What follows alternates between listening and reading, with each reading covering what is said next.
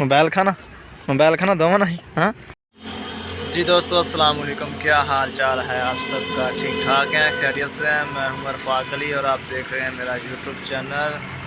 अच्छा जी, सर्दियाँ शुरू हो गई वहाँ तो मेरे वास्ते तो थोड़ी ज़्यादा मुसीबत बन जाती है कि मेरा तो ठंड के फर्मा वगैरह तो खोला नहीं है। तो सुबह सुबह धुंध भी सी काफ़ी, तो हूँ बस थोड़ा मौसम साफ होया वा तो अल्लाह खैर करे। हूँ देखो सुबह सुबह टाइम है, बिस्मिल्लाहिर्रहमानिर्रहीम पढ़ के शुरू करांगे इंशाल्लाह काम अपने नूं।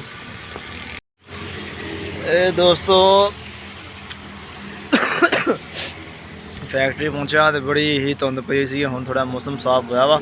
ये देख सकते हो तुसीं ते सुबह सुबह टाइम आ बड़ी यानी कि ना अज ठंड आ। ये दोस्तों फर्मा देख सकते हो तुसीं, ये फर्मा वा प्लास्टिक दा कि जदों ठंडा शुरू हो जांदियां ना, ये फर्मा जिवें प्लास्टिक सुंगड़ जांदा ना तो उस तरीके नाल सुंगड़ जांदा वा। तो फिर यानी कि ना इनू खाली करना बड़ी मुसीबत बन जाती है। टाइल विच टुट भी जाती है, ये देख सकते हो तुसीं, क्योंकि फिर पीस सुक्का हुंदा नहीं हैगा तो फिर यानी कि ना टुट जांदा वा।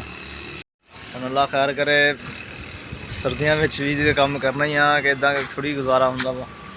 तो इंशाल्लाह हुण आए हैं सुबह सुबह अल्लाह नबी का नाम लैके तो काम शुरू करांगे, अल्लाह खैर करे। दोस्तों तुसीं देख सकते हो कितनी धुंध डिगी हुई है। कुछ मौसम साफ आ, कुछ के धुंध डिगी हुई है, देख सकते हो तुसीं। तकरीबन 7-8 किलोमीटर तो मेरा घर आ।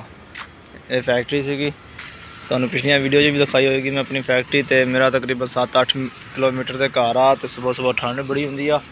एक हत्थ चो मेरा मोटरसाइकिल खड़ा तुसीं देख सकते हो। एला एक हत्थ नाल इहदी ड्राइविंग कीती दी आ ते दूसरे हत्थ नाल तुसीं ये देख सकते हो कि इनू पकड़ी दा वा। सुन्न हो जाता वा, यकीन करो हत्थ कि जो इनू फड़ी दा वा विच रोटी हुंदी है ते जो मोटरसाइकिल चलाई दा। कुछ फर्मे मेरे खाली सीगे ते इन्हां नूं हुण यानी कि ना हाले तक तो मैं मसाला वगैरह भी नहीं अपना सुट्टिया, इत्थे मसाला भी सुट लेना सीगा।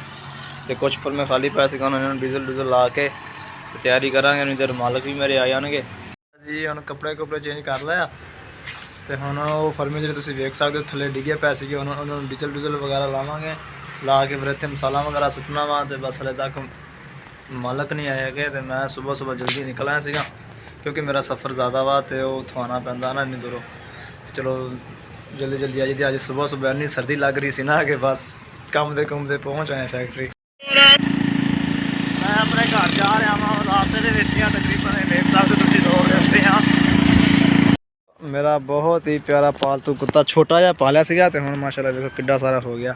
एक कुत्ती है एक कुत्ता हट। अच्छा जी दोस्तों, ये मेरा टिफन आ तो ये मेरी हुंडा स्विंग आ।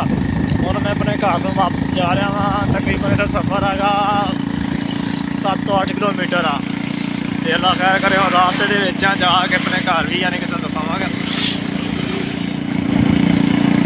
तो हम सफ़र जारी आ जी। ओए होए बरात कितनी जा रही आ। अच्छा जी दोस्तों, हुण मैं अपने घर पहुँच गया वहाँ, देख सकते हो तुसीं। तो अल्लाह खैर करे, अज की वीडियो इत्थे तक ख़त्म कर रहा वहाँ। अगे तो इंशाल्लाह फिर नवी होर किसी मुद्दे पर बनावांगे वीडियो, अल्लाह खैर करे।